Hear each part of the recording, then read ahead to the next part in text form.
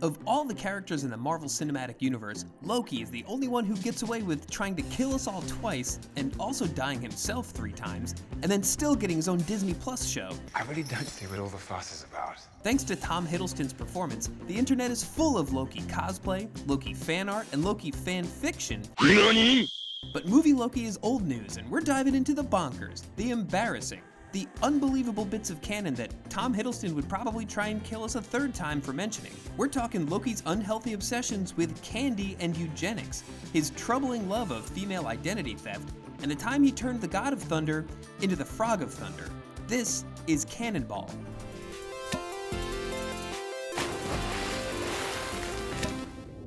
It's actually kind of impressive that Marvel Studios managed to make a sympathetic character out of someone who spent 50 years pulling moves, like number 4, Loki repeatedly blocks Thor. In Thor's earliest Marvel Comics adventures, Jane Foster is an intrepid nurse whose greatest aspiration is, well, polishing Thor's hammer. Thor loves Jane, and Jane lusts after both Thor and his secret identity of crippled Dr. Donald Blake, who's basically Dr. House but blonde and slightly more personable. It was either that or get my hair highlighted.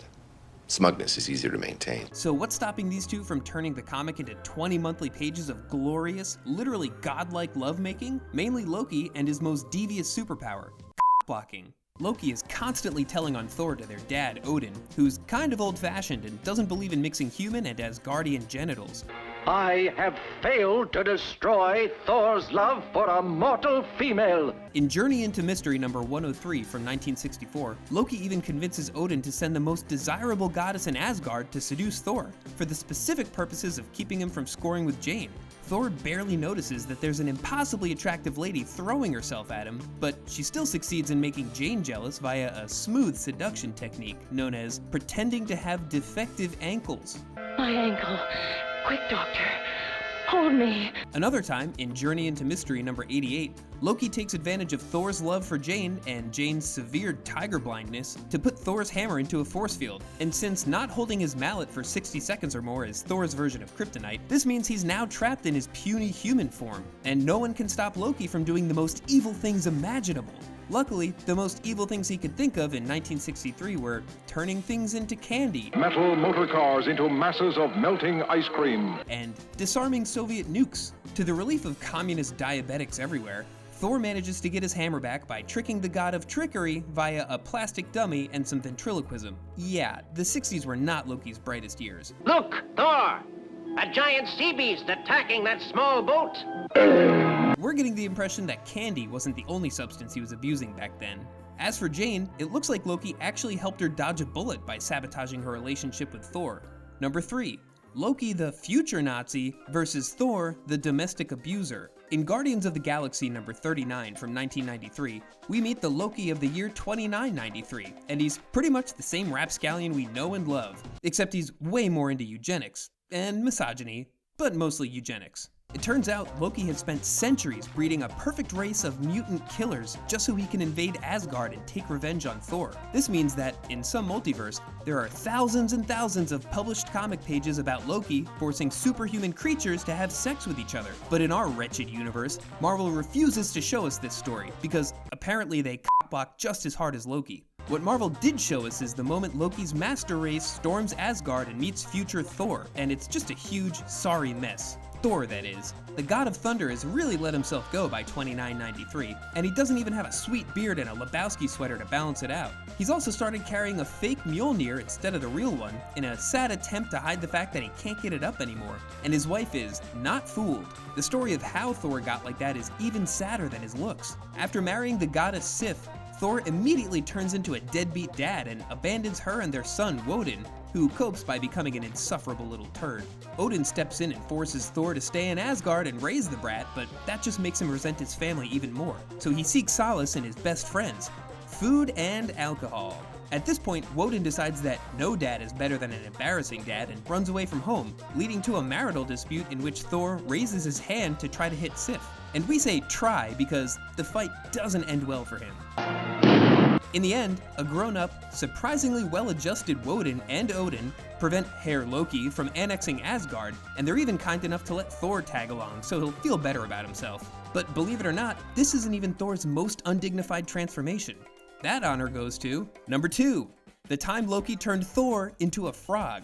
In the classic Mighty Thor number 364 from 1986, Loki needs to get Thor out of the way to become the new ruler of Asgard after Odin's death. Odin's throne.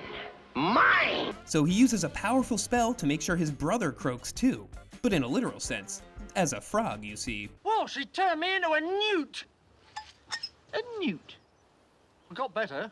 Not a surfer dude frog or even a banjo-playing pig-loving frog, but a regular, non-talking, probably smelly-ass frog. Thor Frog leaps into the Avengers mansion and writes, "Help! I'm Thor!" on some spilled sugar, but Tony Stark's butler, Jarvis, either can't read or never cared much for Thor anyway because he chases him away with a broom. Throg ends up in Central Park where he discovers the frogs there are involved in a vicious war against the local rat community. Never one to pass up on some good old-fashioned carnage, Throg kills some rats, drags their corpses down to New York sewers, and uses them to lure the alligators living there to come up and slaughter the rest of the rodents, presumably causing irreparable damage to the ecosystem. He tells the other frogs he's helping them because lives are precious, no matter how humble they may be. Unless you're a rat, then f*** you. Naturally, the Frog Queen is extremely turned on by Throg and practically begs him to take her right then and there. But Throg remembers this is supposed to be a superhero comic and goes off to find his hammer. It turns out that frog arms aren't exactly designed to wield mallets, which is a major design flaw by Mother Nature if you ask us, but after some difficulty, Throg manages to lift it, and he's finally restored to his human form. Nope, he becomes a frog in a Thor costume, but at least now he's powerful enough to beat the crap out of Loki until he undoes the spell. Even after returning to normal, Thor retains his knowledge of the froggy language and occasionally stops by Central Park to catch up and shoot the shit with his frog bros. Loki apparently learned his lesson and hasn't tried to transform Thor into any other animal since. Nope, now Loki reserves his shape-shifting experiments for himself. Or herself? Number 1. Loki hijacks a female hero's body. Stories about Loki looking like a lady predate Marvel Comics by centuries. In one tale from ancient Norse mythology, Thor's hammer is stolen by a giant who will only return it if the gods set him up with a local Asgardian hottie he wants to marry, Freyja. When Freyja says she isn't interested in that frosty giant ding-dong, Loki convinces Thor to put on a wedding dress and pose as her in front of the giant, with Loki himself acting as a bridesmaid. The giant senses that something is amiss when his delicate bride single-handedly gulps down an entire ox, 8 salmon, and many barrels of mead, but he's so infatuated that he lets it fly. Aww. And then Thor beats him to death with a hammer before their wedding night. Aww. Another time, Loki shapeshifts into a mare, gets it on with a stallion, and gives birth to an 8-legged horse just to win a bet. And yes, this story is canon in the Marvel Universe. So when all the Asgardian gods die and come back in Marvel's Thor series from 2007, and Loki's new body happens to be female, the other gods don't think it's that weird. Hey, at least he's the right species and has the correct number of limbs. But this is Loki, so of course it can't be that simple. The gross, awkward reality is that Loki hijacked a body his brother is intimately familiar with, Sif's. It strikes my fancy. The same Sif that Thor dated for ages and will marry in his hypothetical drunken deadbeat dad future. The real Sif is trapped in the body of a dying old lady while Loki goes around flaunting her goods in front of guys like Dr. Doom, who, to be fair, is a gentleman and does his best not to stare. Loki likes the hijacking of female heroes' identity scam so much that he starts pulling double shifts to pose as Scarlet Witch in the Avengers while still posing as totally not Sif in Asgard. The Avengers only realize what's going on when Hawkeye makes out with Wanda Loki and determines that she's not the real deal because, quote, the lips don't lie. Once again, Shakira's paraphrased wisdom saves the day. So as you root for Loki in his new show, remember that in the comics, he's a cock-blocking, eugenics-loving, frog-transforming, horse-birthing, lady-body hijacking jerk. If anyone in the Marvel Universe deserves to be canceled, it's this guy. How about a nice Throg series instead, Disney? That's way more on brand for you guys. Yes!